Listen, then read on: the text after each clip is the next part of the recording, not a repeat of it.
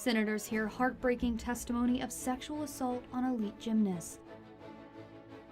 The first all-civilian crew gets ready to see the world from a new perspective. Get your axes ready for logs of fun at Armadillo Outworks. It's Lumberjack Fest, and I've got the story. Broadcasting live from the University of North Texas, this is ntTV Nightly News.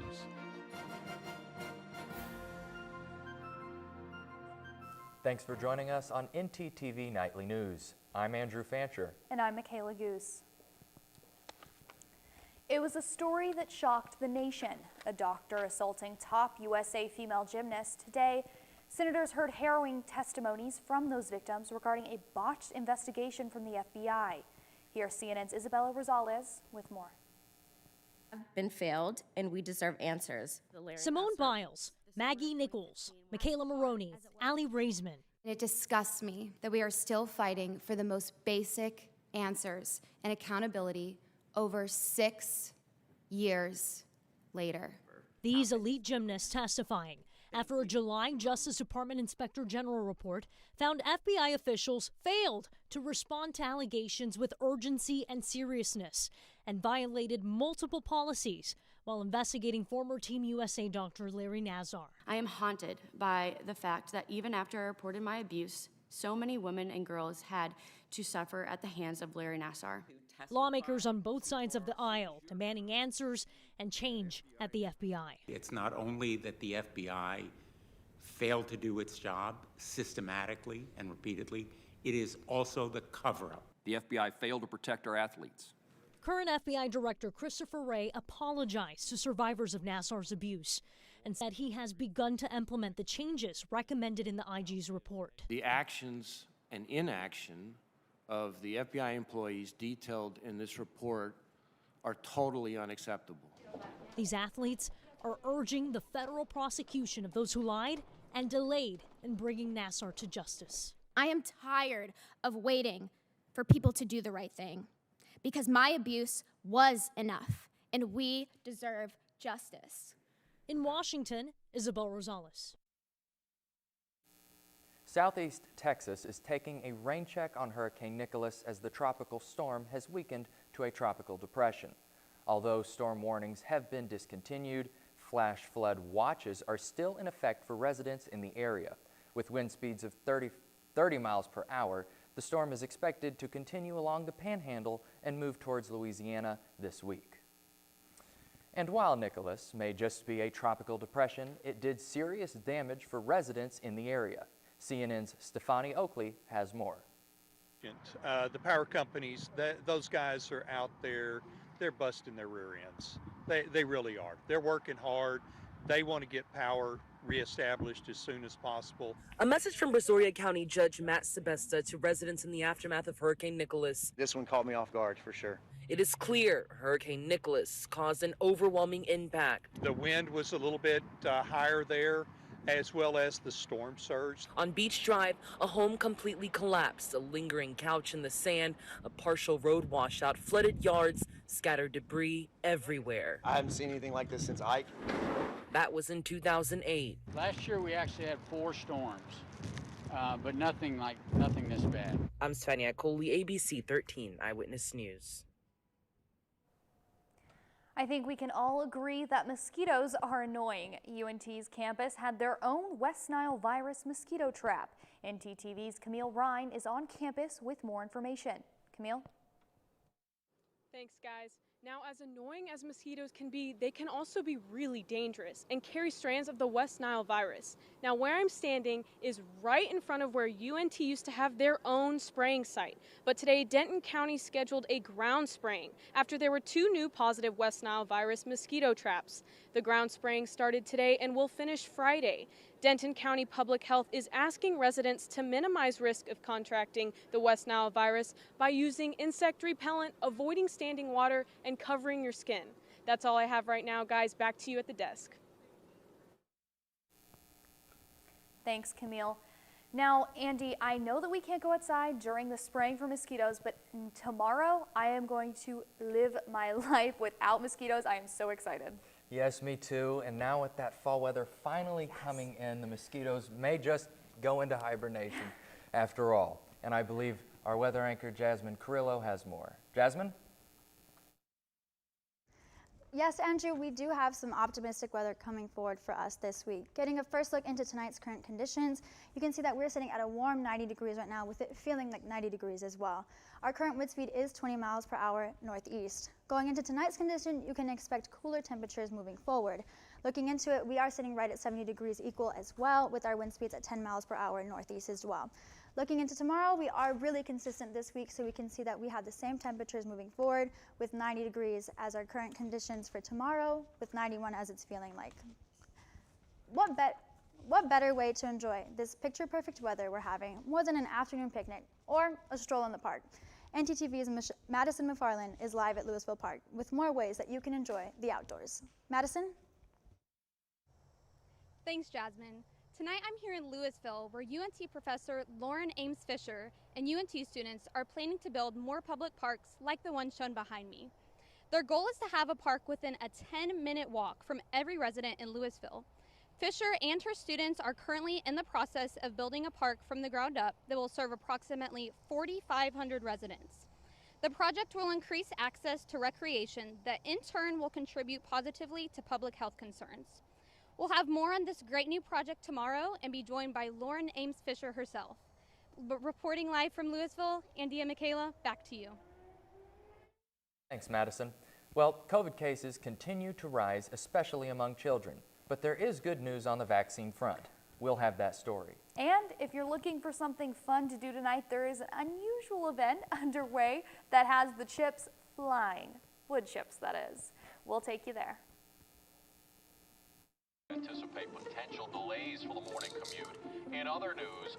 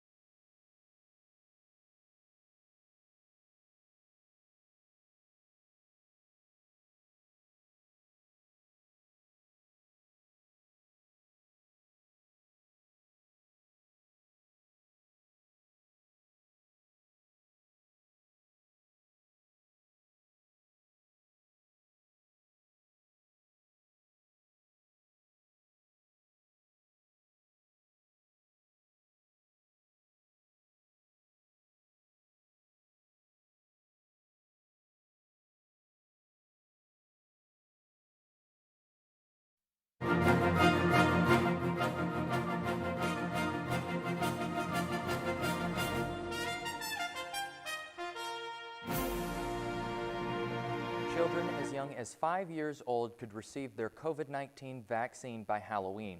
Pfizer officials will submit their vaccine plan of the FDA by the end of this month. The new vaccine hopes to combat the increased number of cases in children following the new Delta variant. We've got CNN's Mandy Gaither with more. The war on COVID-19 hitting the young hard. The American Academy of Pediatrics reports more than 240,000 new cases among children over the past week. Pediatric cases now account for nearly 29% of all cases reported nationwide. Before schools opened, we knew that children congregating and school districts without having mask mandates, children who are not able to get vaccinated, was a prime vector to spread disease. In Georgia, the state's epidemiologist says about 60% of all COVID outbreaks reported in the past 2 months are happening in K through 12 schools, an almost 7-fold increase. The state ranks near bottom of the U.S. when it comes to vaccination rates. Yes, it's true that children may not get as sick as adults. They're not hospitalized as often. They don't die as often, but it can happen. Right now, only those 12 and older are eligible for a COVID-19 vaccine, but that could soon change. Based on what we know, it's going to be sometime in the fall. Pfizer CEO confirming data from their vaccine for children aged 5 to 11 should be submitted to the FDA by the end of September. And then it is up to FDA to take their time and then make the decision. Pfizer also working with vaccine data for children as young as 6 months. The company saying that information will be available by the end of October or beginning of November. For Health Minute, I'm Mandy Gaither. You know, Andy, I had to wait in a long line to get my vaccine, but thankfully it was in March, so it was a little bit cooler than it was right now. And it feels like those cool temperatures might finally be coming back. Yes. What do you think, Jasmine?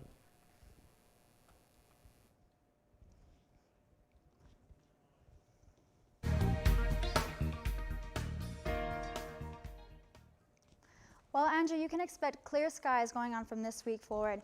And we can also kind of look across North Texas right now. Everyone is basically in their high 80s and low 90s, which is fantastic for Texas. You can see that McKinney is right in 89, Denton is sitting at the high with 90, and then of course Graham with 93 back over there. Looking across the state, you can see that it's pretty consistent across the state as well. Houston, of course, getting a lot more rainfall as of late, sitting in that lower temperature of 81. And with, of course, the DFW area at 90, and El Paso 91, and Austin 93. You can expect those clear skies going forward with our 7-day forecast moving up. We have pretty consistent temperatures going forward. You can see we're in the 90s basically every day except for Wednesday. We're sitting at 90 for tomorrow, 91 for Friday, and you can see we get a little bit cooler weather that you're hoping for that Wednesday with 85 degrees. Back to y'all at the desk. Thanks, Jasmine. You know, with those amazing temperatures tonight, I don't care. I'm still going to be going straight home and taking my afternoon nap in my office. Well, I don't know about you, Michaela, but I'm going to Armadillo Ale Works, where our very own Taylor Davis has a very exciting story. Taylor?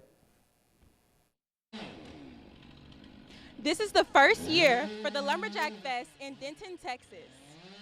The men behind me are participating in underhand axe throwing as well as chainsaw events. We are located at Armadillo Ale Works in downtown Denton. The winner receives the Lumberjack Fest title. Be sure to check out the new Danner Outpost. I'm Taylor Davis. Back to y'all at the desk. Thanks, Taylor. Michaela, what if there was a way to travel on water other than taking a boat? Well, if I didn't know better, I would say that that is impossible, Andrew, but one man has come up with an innovative new way to hit the water. ntTV's Andrea Valdez can tell us more. Andrea?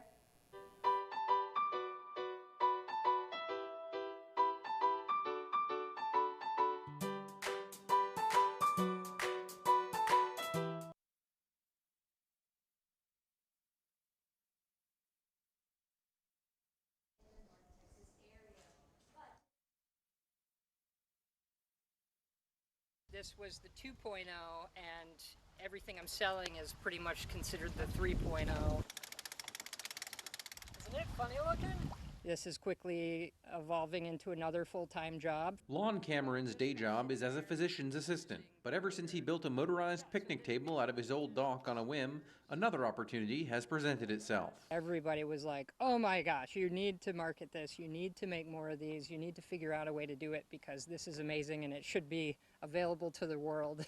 Lon doesn't claim to be the first to create a picnic table boat combination, but he's continued to work on his design and has sold 16 so far. So this is top speed. And rather than being a boat where everybody is usually all facing the same way, we sit opposite of each other and can have, conversation and play cards or games and, just enjoy each other's company in a different way of any other watercrafts. He's launching a website soon under the name Maine Float and plans to let people customize their own craft. Whether it's a different color umbrella, or if they want storage capacity, or if they want a solar panel to charge the deep cycle battery versus a maintainer. He's applied for a patent and worked out the legal matters like getting the tables registered as watercraft. He's selling them starting around $2,800. Kind of been puttering around and come up with a base package that seems to be working really well, so I'm hoping to just kind of take that and move forward with it. You won't win any races, but Lon says there's no better way to relax on the water. This is just super turnkey and user-friendly, so it really speaks to everybody. Cameron says that soon he will be launching a website for more people to see his inventions. Back to Michaela and Andy at the desk. The holidays are coming early, and Hershey's Chocolate has a sweet gift for us. And civilians are getting ready to fly out of this world. More when we return. I don't like the way I said that.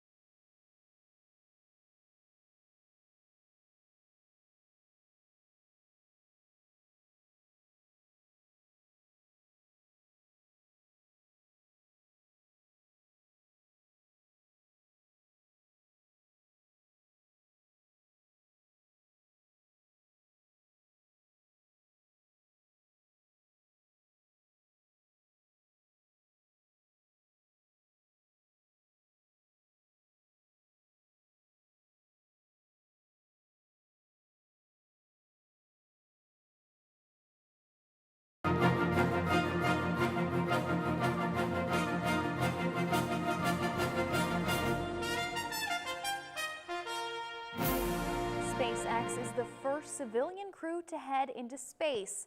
The mission will last a total of 3 days where they will orbit the Earth. The crew has finished their training that took place in a zero-gravity flight. The Zero Gravity Corporation uses a modified Boeing 727 flying in a parabolic motion to create multiple spurts of weightlessness. The crew had to train to handle being in microgravity. CNN's Rochelle Crane got a feel for what it was like. I'm feeling like an astronaut, that's for sure. Where are we and what are we going to be doing today? Here we are, Newark Airport, and we're going to be going up in zero gravity on G-Force 1, and you're going to get the same experience as people on the ISS have. Zero Gravity Corporation uses a modified Boeing 727 flying in parabolic motion to create multiple spurts of weightlessness.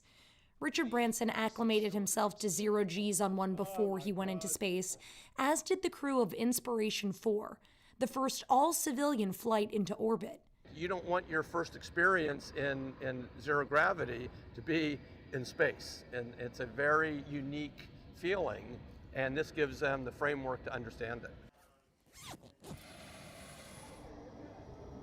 I'm a little nervous. We all know that flying on a rocket ship is dangerous, but how dangerous are these flights? There's no risk or danger in what we do. We've flown 17,000 passengers over the last 16 years, not one injury and not one issue. So we have all the same regulations, safety, everything as that United flight does.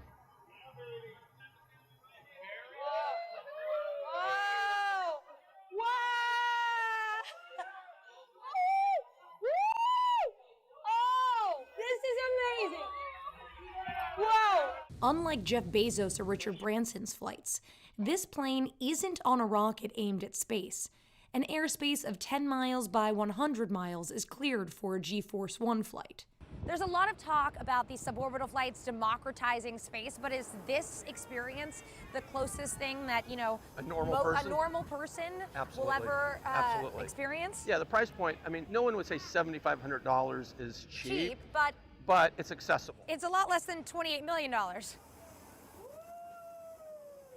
What is the value of the weightlessness experience? Like, is this just for thrill seekers, or is there real research value to these flights? Right now, I would say half of it is research, and then the other half is consumer facing. We've done things that are literally on the cutting edge for space, testing out how to do 3D printing in microgravity. We've done experiments in how to animate freeze-dried blood. To go out and test things in zero gravity or microgravity in space, prohibitively expensive and not realistic.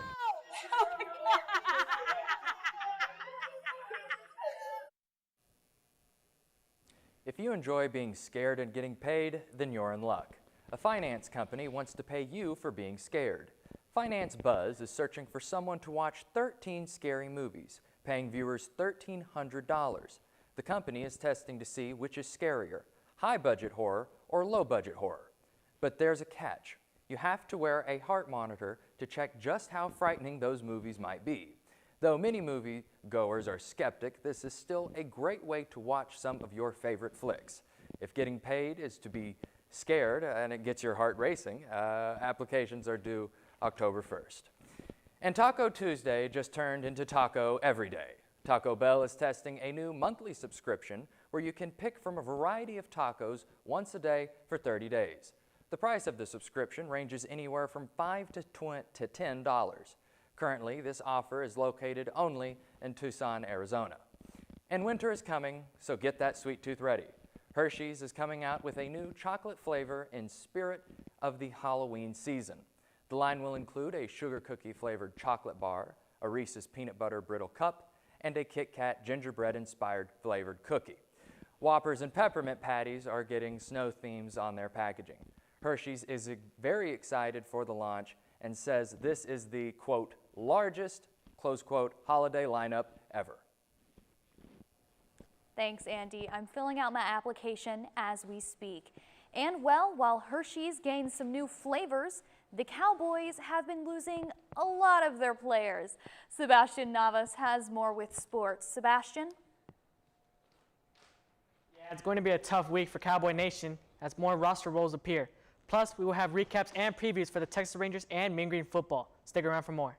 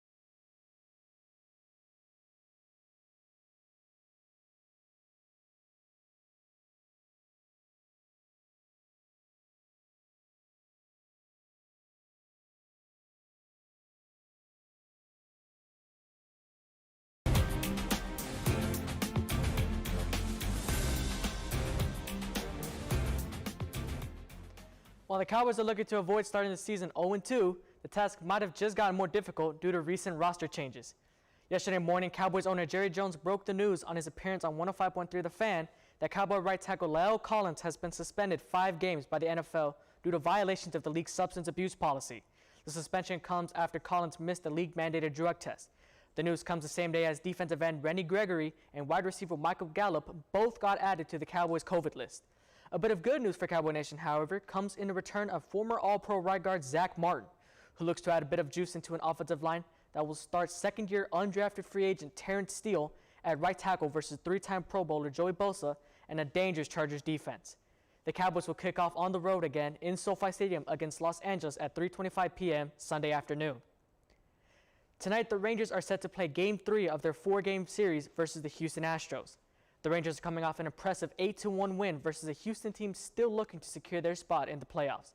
The Rangers got hot with the bats early and didn't take it easy on former Cy Young winner Zach Greinke, forcing him to make an early exit in the 6th inning after giving up 8 runs. Jordan Laws also looked impressive on the mound for the Rangers after throwing 7 innings while only giving up 3 hits and 0 runs. The Rangers will turn the ball over to Kohei Arihara tonight to replicate last night's gem. First pitch is tonight at 7:05 p.m. Well, last Saturday night didn't go so well for the North Texas Mean Green football team. After leading 6-0 in the second quarter, the SMU Mustangs turned up the heat and ended this year's Safeway Bowl with a 35-12 victory over the Mean Green. Although the final score looks rough, there is some positive signs coming from UNT, most notably the 4 turnovers forced on Tanner Mordecai and the Mustang offense. The Mean Green showed impressive ability to move the ball down the field, as evidenced by 100-yard games from both wide receivers Roderick Burns and Jair Shorter, and quarterback Jace Rutter's 366 passing yards. However, it only led to 1 touchdown and 2 interceptions. North Texas will start conference play versus the UAB Blazers team, hungry for a win after getting trounced by the number 2 ranked team in the country, the Georgia Bulldogs. The game will kick off on Saturday night at 6:30 p.m. at Apogee Stadium in what should be an exciting addition to Family Weekend. So I don't know about y'all at the desk, but I'm excited to watch the Mean Green with my family. Back to y'all. Thanks, Sebastian. Things are about to get a bit nutty on the road. Mr. Peanut's Nutmobile is a 26-foot-long peanut-shaped vehicle located in Duluth, Minnesota, and it is now available to rent for the small price of $3.59, the same cost as a jar of Planters peanuts. However, only 1 booking is available and will be granted to a lucky winner. The winner will have the opportunity to stay in the Peanut on Wheels for 2 nights. They will also receive a $1,500 travel stipend, along with an abundance of peanuts, of course. If you would like to have a truly nutty experience, you can enter online at mrpeanut.com. You know, Andy, after hearing you read that, I want nothing more than to go travel around inside of that peanut. You know, I'm not much of a peanut man, so Okay. I think I'll settle with taking the bus. Thanks for watching ntTV Nightly News. Join us again tomorrow night at 6 here on North Texas Television.